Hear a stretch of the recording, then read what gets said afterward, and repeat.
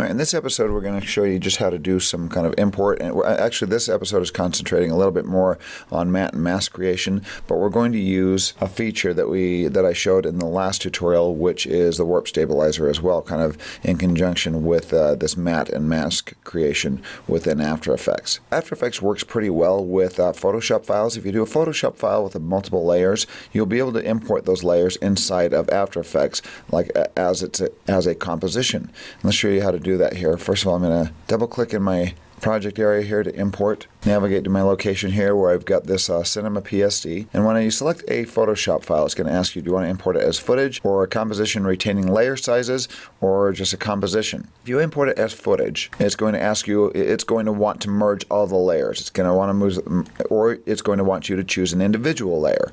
This is kind of very rarely used unless you just want to bring a full Photoshop file in. It's just one merged layer.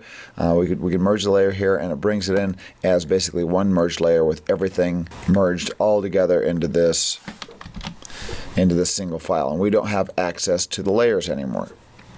So I'm going to undo that, undo my import. The other option here is when we select this, we can tell it to bring this footage in as a composition or a composition retaining layer sizes. If you want all the layers to move at the same rate and using the same anchor point, which puts the anchor point in the dead center of the image, you're going to import it as a composition. If you bring it in as retain layer sizes, every layer will have its own attributes with its own anchor point.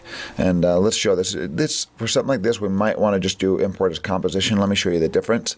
And we are going to have editable layer styles here. I'm going to import that, and notice it brings it in as a composition. It brings all the individual layers. Here's all the individual layers from Photoshop there inside of a folder, and it brings open a composition with everything just like I had it in Photoshop, with all these items layered on top of each other. And now we have all these individual files here from our Photoshop file that show up as individual layers.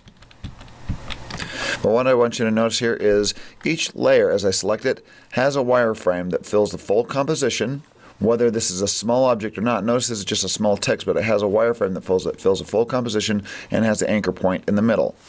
This is important because if you want to scale all these items at once, if I select all these items at once and I hold down my little selection bar, it's going to use this middle anchor point, and everything's going to move, and everything's going to scale at the same rate and react at the same rate.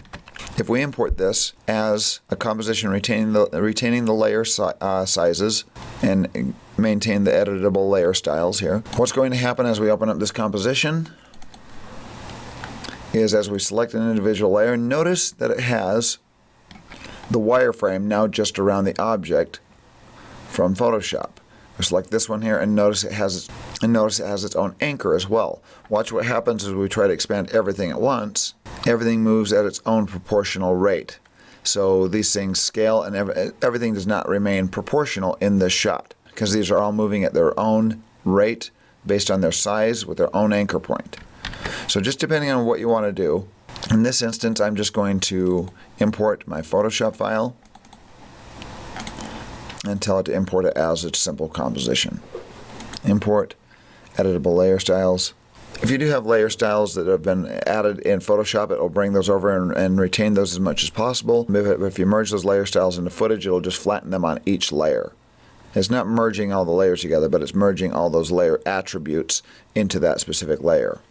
Now I'm going to import some footage here, because what we're going to do with this shot here is we're going to create a mask. I'm going to open up this composition. We're going to create a mask where we have something playing on the screen here, on the movie screen. And notice this. I'm going to go to this, select this file, and notice this is 1400 by 1000. We're going to be editing in a 16:9 aspect ratio. If we go to our calculator, let's figure out what our aspect ratio is on this item here. 1400 divided by 1000 is 1.4. And 1920 divided by 1080 is 1.77. So our aspect ratio for 16:9 or 1920 by 1080 is 1.78 essentially, and this is 1.4 aspect ratio. So I got to figure, what do I want to show? And since we're showing video, I probably want to work out of a composition that is 16:9 or 1.78 to 1. So I'm going to create a new composition. I'm working in 24 frames per second. The still image does not have any frames per second, so I'm going to tell it to interpret it at 23.976. And right now I do have a basic, let's go down to HDTV 1080 24 here, and this will set our presets. Our resolution 1920 by 1080, which is a 16 by 9 or 1.78 to 1, and I'm going to change my frame rate to drop frame to 23.976 drop frame, which is the video footage that I'm working in. And I'm making this a 30-second long composition here. Hit OK. Now with this composition here, notice this is a wider aspect ratio than our cinema layer here. So I'm going to open up this composition right here. Actually, I'm going to double click on it. I want to access all the individual layers. So I can do one of two things here. I can either grab this and drop it into my timeline here, and then I can scale this up. Hold down Shift to constrain the proportions so it reaches the edges there. Like there. There we go. And I'm going to grab this and hold down Shift and lock it to my vertical position and scroll it and move it down a little bit. And there we go. But then I have to, if I want to manipulate things here or animate things here, I'm going to have to double click on this and open it up in a different inside of its composition layer here. So I'm going to do something a little different. Instead of just dropping it in my timeline, that's one way to go, a composition within a composition. I'm just going to delete that out of there. I'm going to go to the cinema composition. I'm going to grab everything here, Control A, Control C, and go back to my, we'll call this commercial comp. Select that, hit return. We'll call this commercial comp. There we go. This is our main composition here. And now I'm going to paste my cinema layers inside of here. Control V and paste them in there. There they are. Let's grab all my layers. I'm going to grab this and Shift and pull it over. And now I'm going to grab my scale and grow this so it reaches the edges here. Right about there. So we've got all these individual layers. Notice it's kind of cropping a lot on the outside a little bit because I've put this in a different aspect ratio, which is fine. I want this in a 16 by 9 kind of television aspect ratio. Now I'm going to bring in some footage. I'm going to put some footage into this movie screen here. I'm going to double click in here to import, go to my video tab and import the entire folder. Here's my video footage brought in inside this folder. And within my main composition here, I'm going to grab this shot and let's put this into, actually let's open this up on the layer level and see if we need to put an in point and out point. Right there, the camera shot starts moving. So I want this dolly shot right where it starts moving. So I'm going to put an in point there by hitting Alt left bracket. That puts, or Option left bracket on a Mac, and that puts an in point. And then I'll just leave the out point open here. So now we can actually we'll put an overlay edit. It'll put it in here on top. And now I want to stabilize this shot here. I'm going to have this actually fade into the screen like the projector's turning on. And then we'll have it go to the very end there. So I move this over, I've got my out point there, I've got this in point turns on right there, so as this plays, we're going to have the screen fade out and then the movie fade in. So we'll have the screen fade to black and then this will fade in here. So let's stabilize this shot first. I'm going to select this shot, I'm going to go to my effects, I'm going to go up to my effects and type in warp, find my warp stabilizer. Drop this on this shot here and let it stabilize. I'm going to let this stabilize and then we'll come back when it's finished and show you the results. Okay, now that this is done stabilizing here, I'm going to turn the subspace warp off and just tell it to stabilize by position because it's a simple dolly shot. Okay, and let's take a look at this shot here. We're going to play through this. And this is zoomed 143%. This has quite a bit of movement in it, so I'm going to actually take the additional, I'm going to take the smoothness down to about 20% because this just needs a little bit of stabilizing. Let's see if we can get the auto scale down around like 110%. 110%. All right, that's around 116. That's doing better because this is 1920 by 1080 footage, so we don't want to lose a whole lot of resolution. But this did a pretty good job of stabilizing.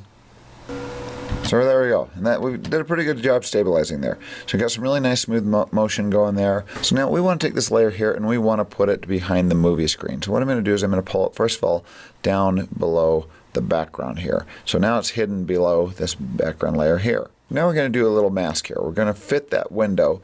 We're going to fit this video window into the movie screen here. So I'm going to select the movie screen. Let's see which one is the movie screen here. And it's actually this layer right here. What we've got on these layers is we've got this little, the top one, we've got this little text that we're going to get rid of that website there. I'm just going to delete that layer altogether. I just want the Cinema PSD thing to fly onto the screen in a minute. We're going to do an animation with that. I'm going to select that, turn it on and off, And there's the vignette around the side to make it look like it's darkened in the theater. That was done in Photoshop. And actually this one here is the lights that are on the top here. We can actually grab our lights and drag them down a little bit. So they're right about there, so you can see the lights up at the top. Or we can just delete that layer. Let's just turn that off right now. So we got the top of the movie screen there. And then we've got this full theater view here with the seats and the background. So what I'm going to do now, I'm going to turn off the text on the top here. Actually, I'm going to rename these really quick. I'm going to select this one and call it Cinema. For the text, I'm going to select the next one and call this Vignette. Select this one. This one is the lights. And then that one's the background right there. So I've got the lights turned off, and we've got the video clip below. So let's create a mask on this background here. I'm going to select that layer. I'm going to turn off my vignette and my Cinema PSD here. I'm going to go up, and with this layer selected, I'm going to choose my pen tool. My pen tool is a nice little mask drawing tool. I'm going to zoom up on this a little bit by holding Alt and scrolling up to this corner here.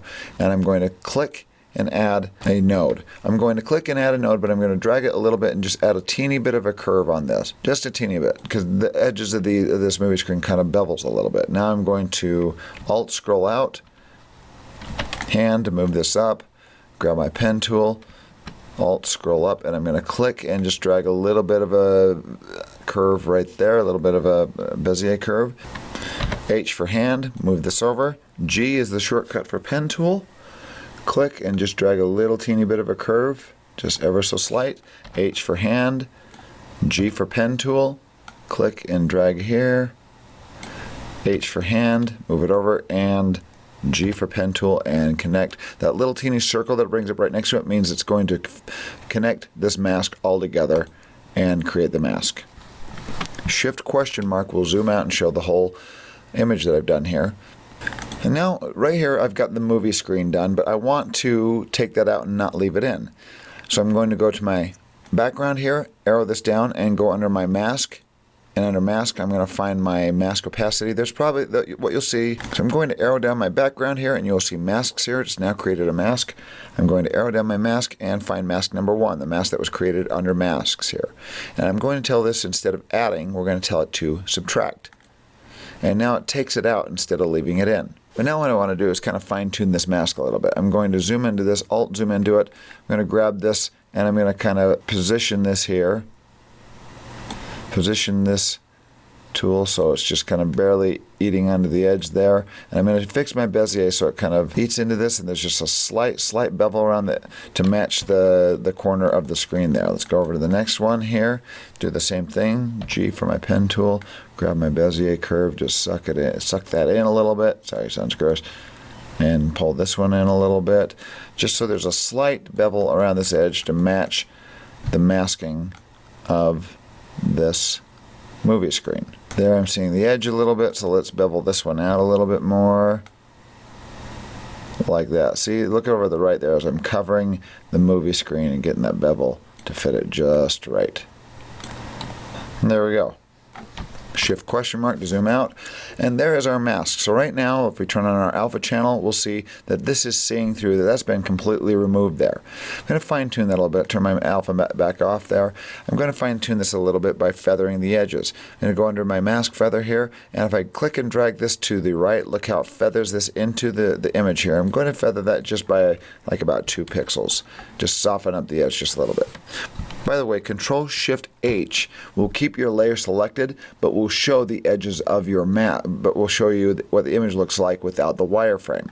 So Control-Shift or Command-Shift-H on a Mac will get rid of the wireframe. It's still there, but it's not visible anymore, so you can see what your image looks like. To bring that back, Control-Shift-H or Command-Shift-H again brings your shape back. And I can see by doing that there's a little bit of the movie screen showing here and a little bit down here. So what I'm going to do is bring back my wireframe, just drag that out just ever so slight, grab these two. I'm going to hold down Shift and select both of those nodes and move it up just like a frame or two.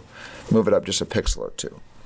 And now Control-Shift-H, and that seems to have done a better job there. I'm going to soften this by about 4 pixels. Let's give it a little softer edge there. And we can expand this mask out by about 2 pixels, kind of grow that out a little bit, and then it kind of covers the whole movie screen. There we go.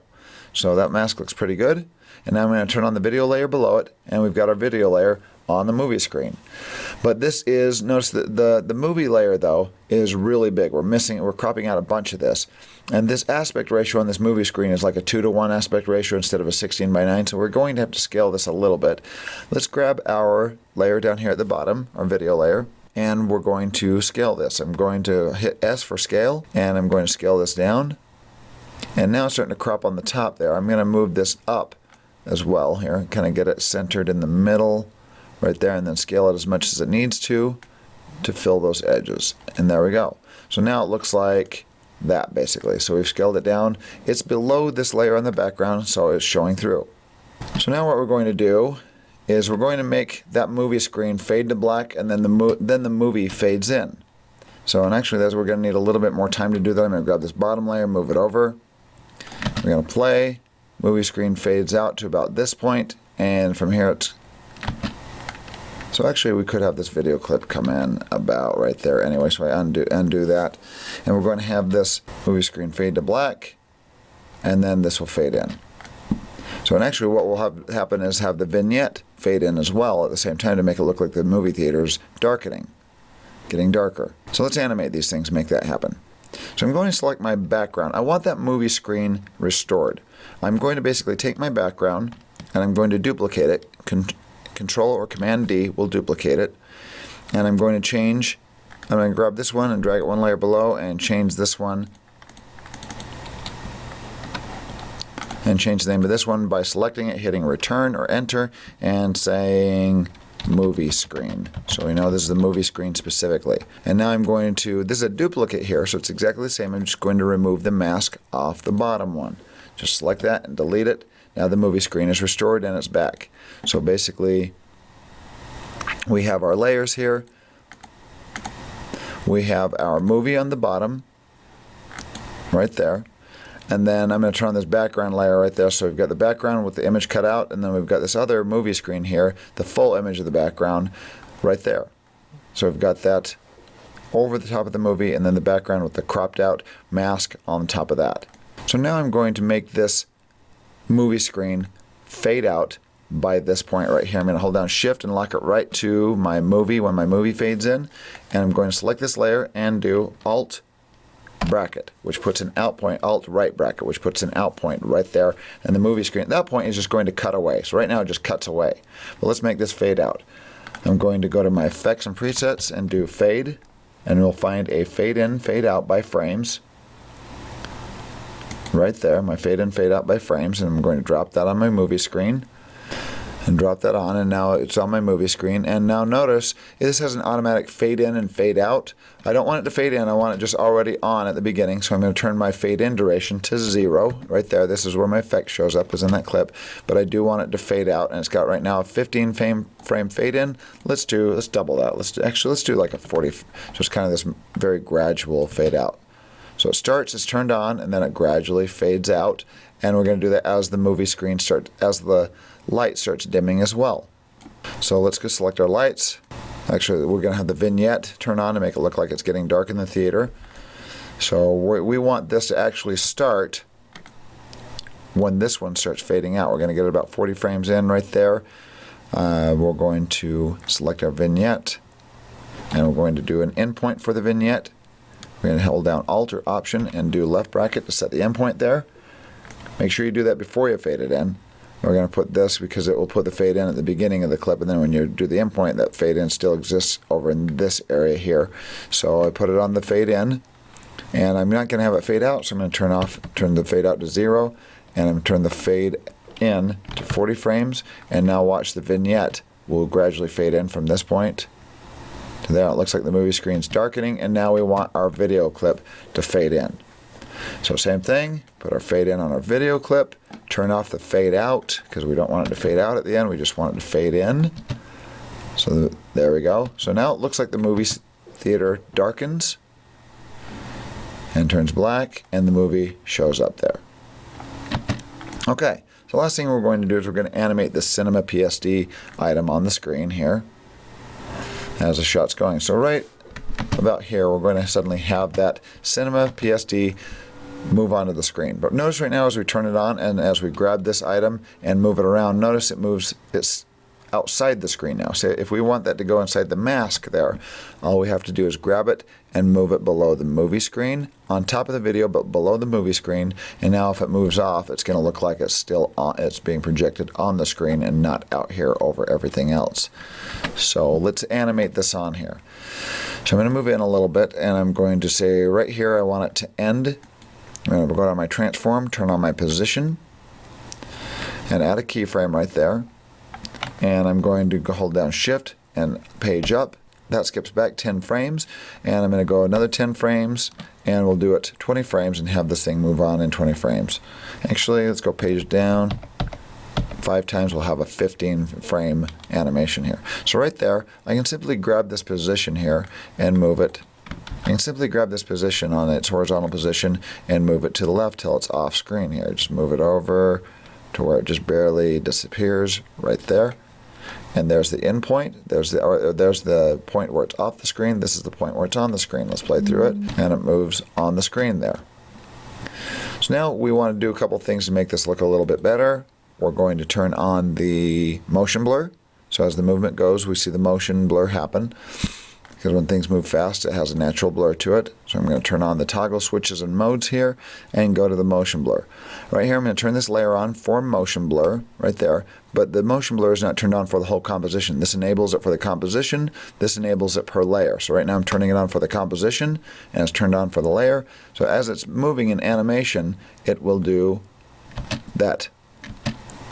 It will do that motion blur. I want it to gradually come to a stop instead of a sudden stop, so I'm going to go down, and I showed this in a previous episode, and I'm going to arrow over and land on the last keyframe. I'm going to right click on this and go to Keyframe Assistant and tell it to ease in. It will ease into that keyframe, so it will gradually come to a stop.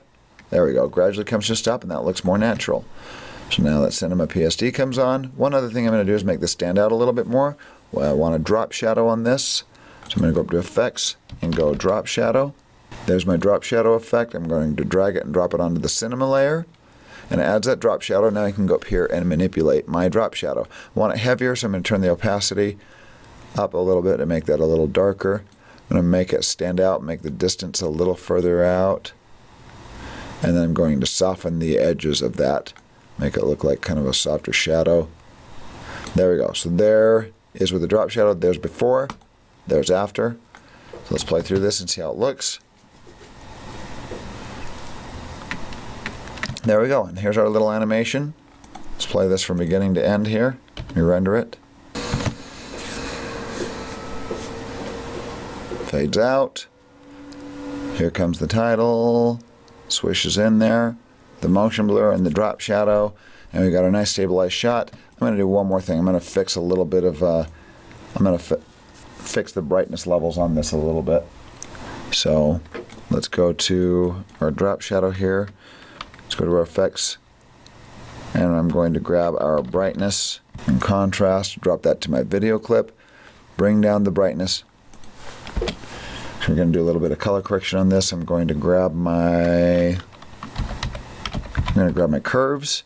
Drop curves onto this, and sorry, I've got other episodes where we go into color correction, but I'm just going to fix this a little bit, and we're going to go, let me turn off my Cinema PSD, turn off the cinema part so I can kind of see the image. So right now this is a little bit overexposed, so I'm going to grab my brights, bring them down, my mid exposure, bring that down a little bit. This is a little oversaturated. I'm going to get my saturation, drop it on the image, and bring my saturation down just a little bit right there. And now let's add a little bit of a curve to my video.